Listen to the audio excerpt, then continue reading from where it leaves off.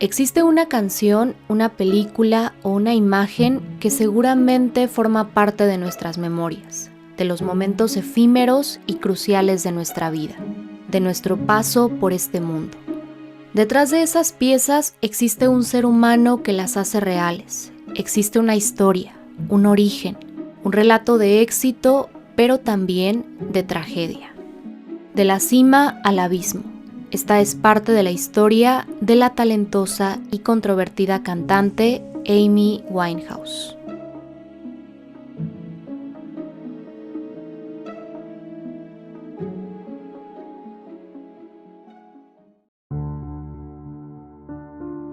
Eran aproximadamente las 10 de la mañana del sábado 23 de julio de 2011.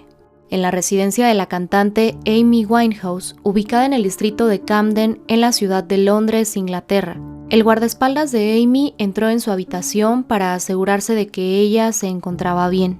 La vio recostada sobre la cama y, aunque intentó despertarla, no tuvo éxito. En ese momento no le pareció extraño que Amy continuara dormida, pues la noche anterior estuvo despierta hasta tarde.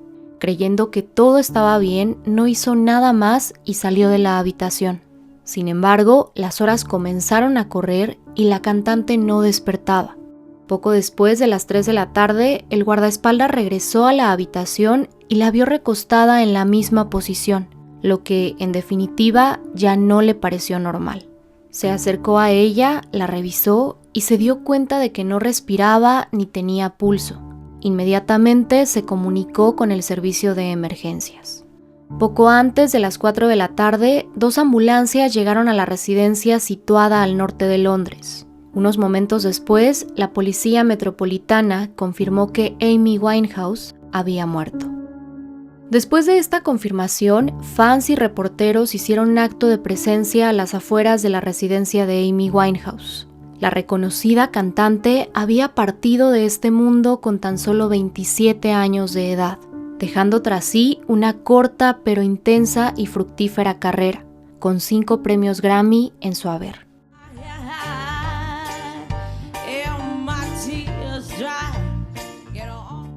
La investigación en torno a la muerte de Amy Winehouse concluyó que la cantante perdió la vida a causa de una intoxicación etílica accidental.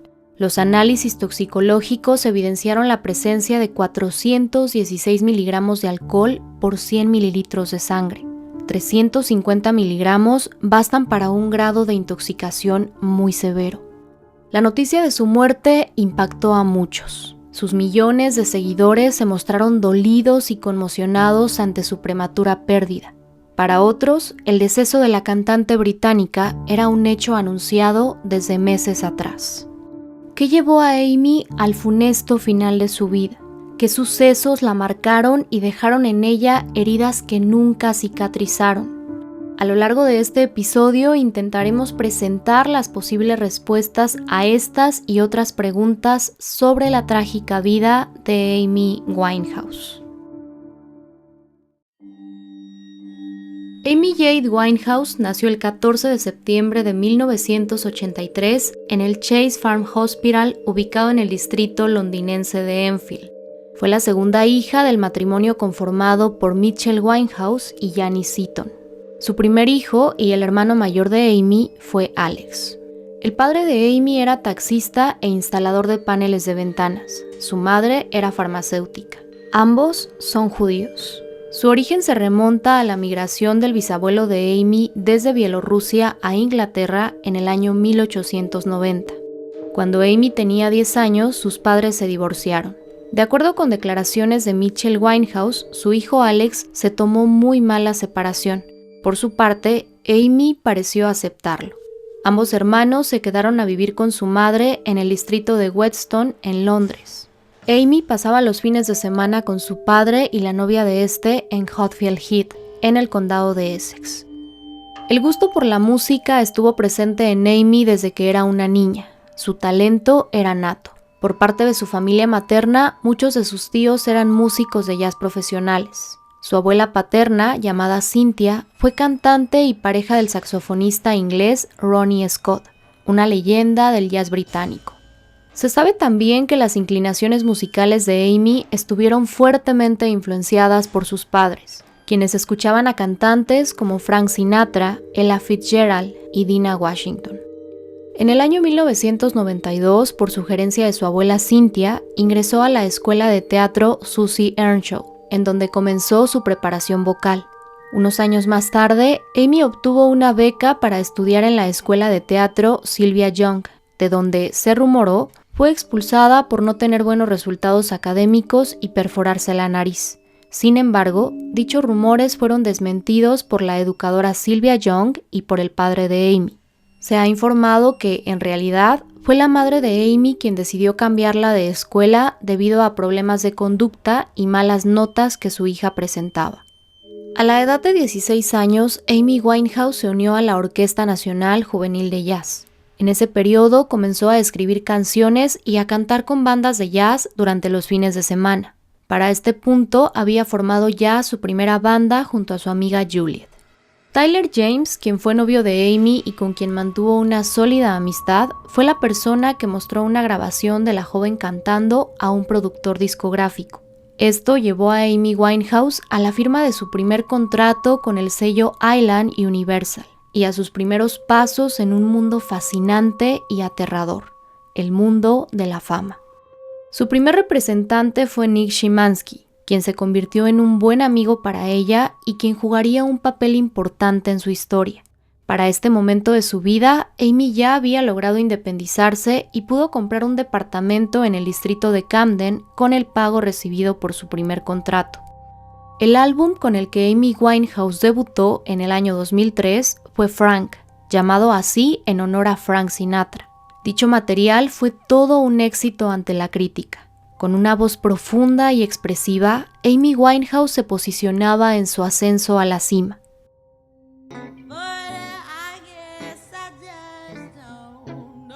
Desde su publicación, su álbum Frank ha vendido más de 1 millón de copias y recibió importantes reconocimientos, como el premio de composición Ivor Novello y una nominación a los Brit Awards, por mencionar tan solo algunos. Pero eso era apenas el inicio.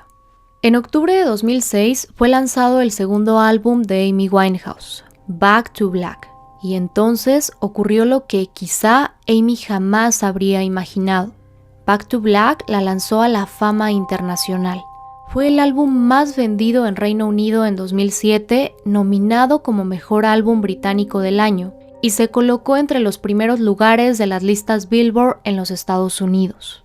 En febrero de 2008, Amy Winehouse ganó 5 premios Grammy. Sin embargo, la cantante no estuvo presente en la ceremonia de entrega realizada en Los Ángeles. La razón: su visa para ingresar a los Estados Unidos fue denegada por conflictos relacionados con el consumo de drogas. Para este punto de su carrera, Amy ya había sido ingresada en un centro de rehabilitación luego de que las adicciones, las fallas en sus presentaciones y sus controvertidas apariciones en público se convirtieran en una constante. Amy comenzaba a descender a un abismo tan profundo del que difícilmente emergería. And the Grammy goes to Amy Winehouse.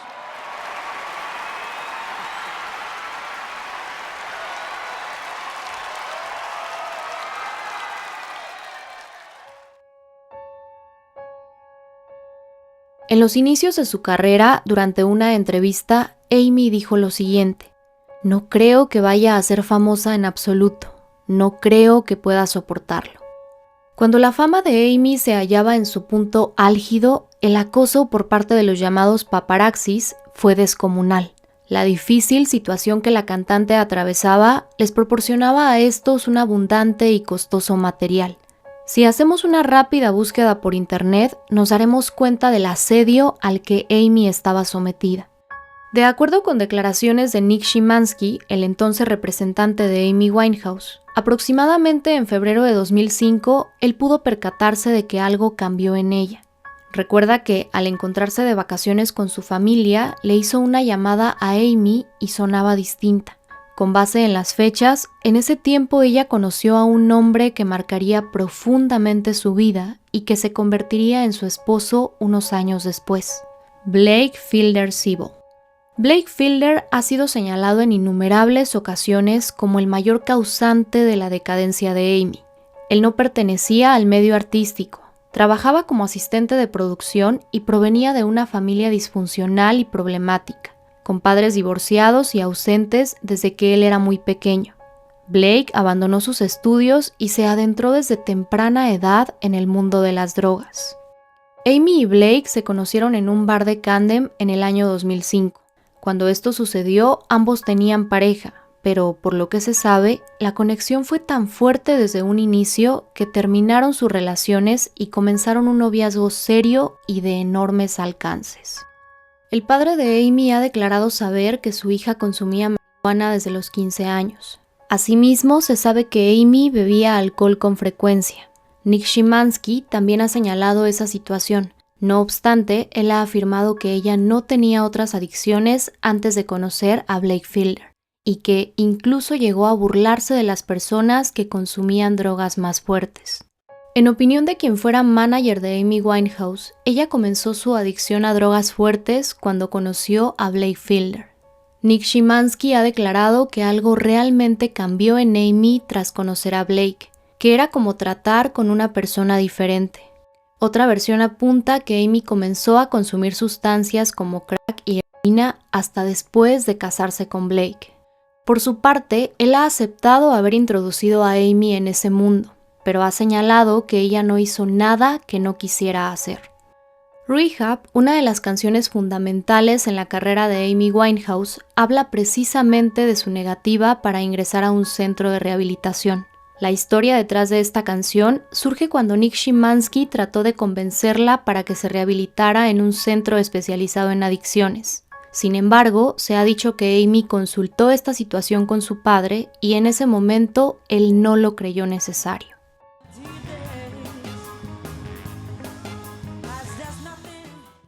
El 18 de mayo de 2007, Amy Winehouse se casó con Blake Fielder Sibol en Miami, Florida. La boda, realizada en secreto, fue una enorme sorpresa para todos, incluida su propia familia. Para este punto, Amy y Blake parecían inseparables, y aunque desde tiempo atrás se podía observar que la cantante bajaba de peso paulatinamente, a partir del año 2007 se hizo más que evidente su extrema delgadez. Las fotografías de una Amy sumamente delgada y demacrada inundaban las revistas de ese entonces. Y es que otro de los problemas con los que Amy Winehouse luchó desde tiempo atrás era la bulimia. En el documental Amy del año 2015, la madre de la cantante declaró que cuando Amy tenía 15 años, le confesó que había encontrado una dieta en la que podía comer todo lo que quisiera y después vomitarlo. Su madre pensó que tarde o temprano se le pasaría esa idea, pero esto nunca sucedió. La chica auténtica e inteligente que impresionó con su potente voz y estilo se deterioraba cada vez más. Conciertos cancelados, presentaciones fallidas y comportamientos erráticos. Y los estragos de una vida corta y marcada por las adicciones. En junio de 2008, Amy fue hospitalizada tras haber sufrido un desmayo en su casa. Además, la diagnosticaron con enfisema pulmonar en fase temprana y fue advertida por los médicos. Si no cambiaba su estilo de vida, las consecuencias serían irreparables. Esto con tan solo 24 años.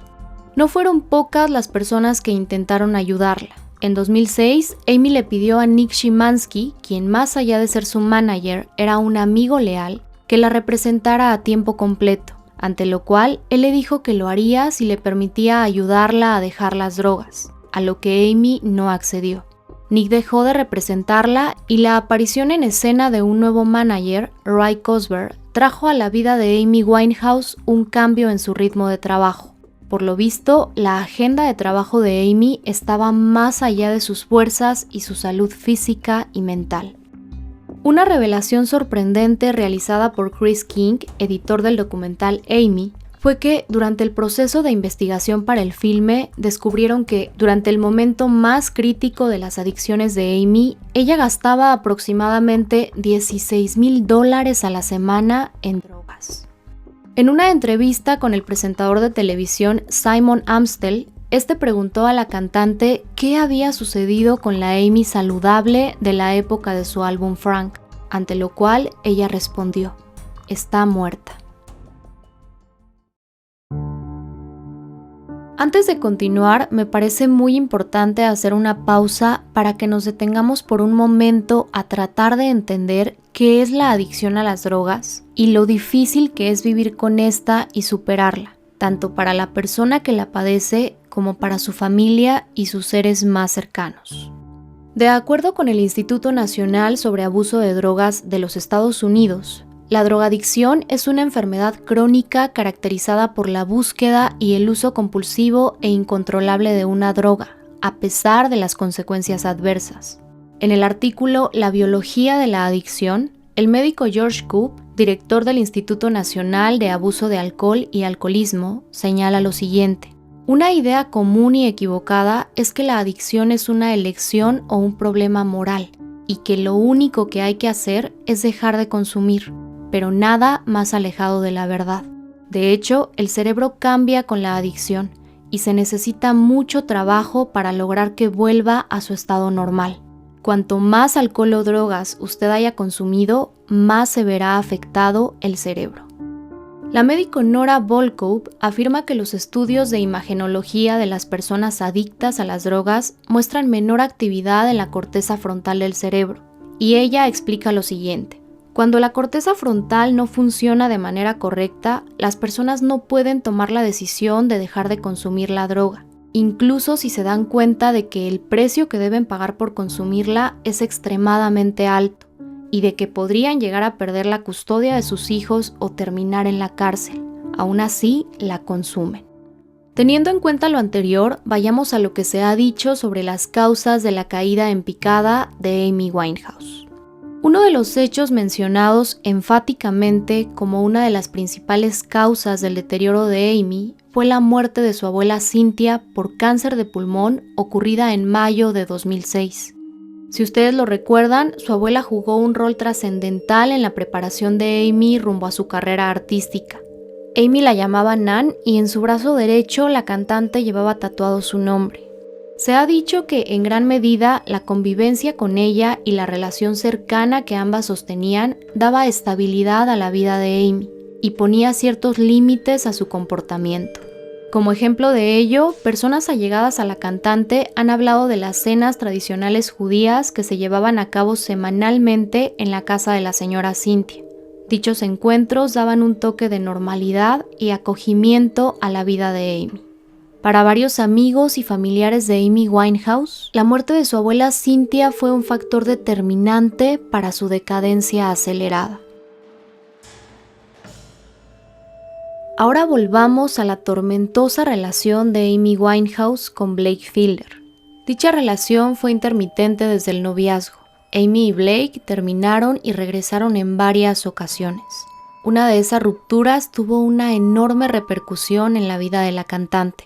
En el mismo año que se conocieron, la pareja se separó y se supo que Blake Fielder regresó con una antigua exnovia. Aunque esto fue un duro golpe para Amy, se convirtió también en la inspiración total para la creación de las letras del álbum que la catapultó a la cima, Back to Black. En cierta ocasión, Amy declaró: "Me enamoré de alguien por el que habría muerto". Pero ese amor tan intenso e igualmente tan oscuro y tóxico parecía hundir a Amy cada vez más. En el verano de 2008, Blake Fielder fue enviado a prisión luego de ser declarado culpable de pervertir el curso de la justicia y de lesiones graves con intención, todo esto por haber atacado al dueño de un pub en Londres.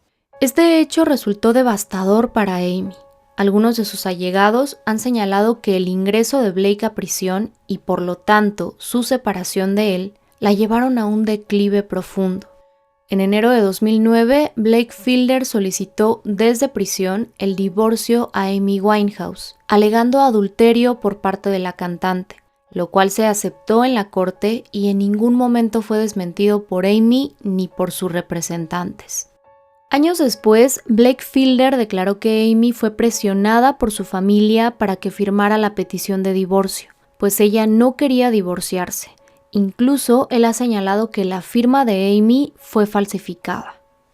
Otra persona que ha sido fuertemente señalada como responsable en todo el proceso que Amy vivió es su padre, el señor Mitch Winehouse.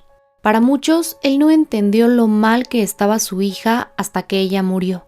Se ha rumorado que por mucho tiempo él se negó a que Amy ingresara a rehabilitación y que la presionaba para que siguiera haciendo presentaciones, pese a su mal estado de salud. Sin embargo, para otros, como Nick Szymanski, estas afirmaciones son cuestionables, pues él opina que la familia de Amy quería lo mejor para ella y que muy difícilmente alguien podría haberla obligado a hacer algo que no quería.